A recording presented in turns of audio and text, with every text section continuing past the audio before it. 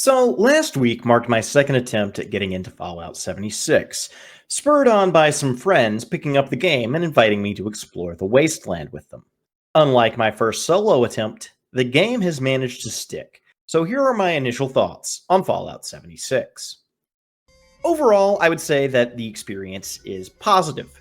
This game has come a long way since launch and now occupies the space of playable game and not tech demo. We'll start with the core gameplay loop. In Fallout 76, you'll undertake missions. During those missions, you'll gather guns, materials, and consumables. Then you'll go back to your camp and do inventory management and base building before trekking back out to continue questing. When playing with friends, you'll typically find yourself grouping up for the questing part of the loop and then splitting apart as you go home and sort through the spoils. This makes for a great multiplayer experience. While I love the high-octane multiplayer of games like Helldivers 2 or Destiny, I also like to be able to play games where I can kick back and have a beer while hanging out with my buddies. That is this game. You don't have to be hyper-focused the entire time for fear of ruining the collective mission. In fact, most of the time you'll be able to take it pretty easy, with bouts of intense gameplay where you need to focus up. Fallout 76 is also an enjoyable solo experience, and playing alone has its own upsides. For one, when playing with a group, you'll likely miss out on most of the story because you don't really want to bog down everyone else's quests by reading all the terminal entries. So when you play alone, you get to fully explore the story that 76 has to offer.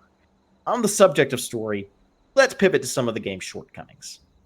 While Fallout 76's quest narratives can be compelling and whimsical, they are also not presented in the typical Fallout fashion. You won't spend much time interacting with NPCs. Instead, you'll be learning most of the story through holotapes and computer terminals. Additionally, one of the core pillars of previous Fallout storytelling is completely absent from 76, and that is player choice. Unlike prior games in the series, 99% of NPCs don't have dialogue options, and every quest is linear. This means no speech checks, no faction loyalties, and no karma system. This points to 76's most obvious flaw. The compromise is made to accommodate multiplayer. And I see why these compromises were made. Multiplayer RPGs are difficult beasts, and adding new players means more moving parts that the developers have to consider. For example, assume that my personal favorite Fallout game, Fallout New Vegas, had multiplayer. What if one player were to side with the Legion and the other sided with the NCR? How would you resolve that situation while ensuring that those players could have a cohesive experience playing together? I think that poses some unique challenges that could have resulted in innovative gameplay and storytelling. Instead, Bethesda opted to simply remove the complexity and pave the way for multiplayer. This problem compounds when you consider that 76 isn't just a 4-player adventure, it's a 24-player sandbox. This means that you can't have big set pieces like the Battle of Hoover Dam, because what would happen if a random player entered the fray and started engaging in random acts of PvP? The worst thing about this is how unnecessary it is. I cannot stress enough how unimportant interaction with random players has been to my overall 76 experience. Given I'm only level 20, but I almost never see other players around in the massive game world, and when I do, they've never been hostile.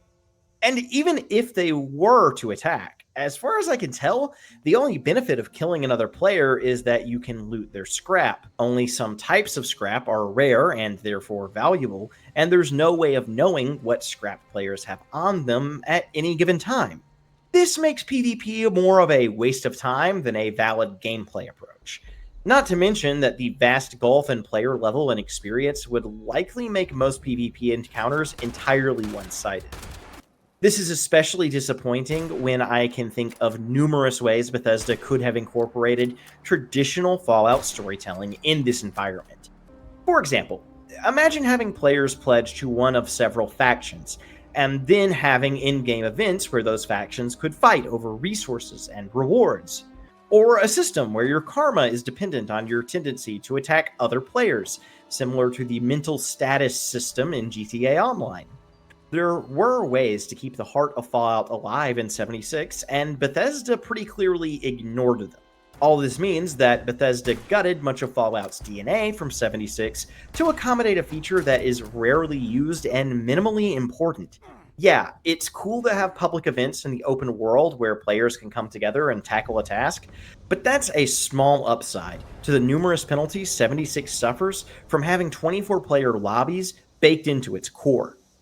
Ultimately, 76 is a good time, and it shows a glimpse of how fun a full-fledged 4-player co-op Fallout could be. I think it's possible for studios to create multiplayer RPGs that engage each member of the party in the story and allow for collaborative decision-making.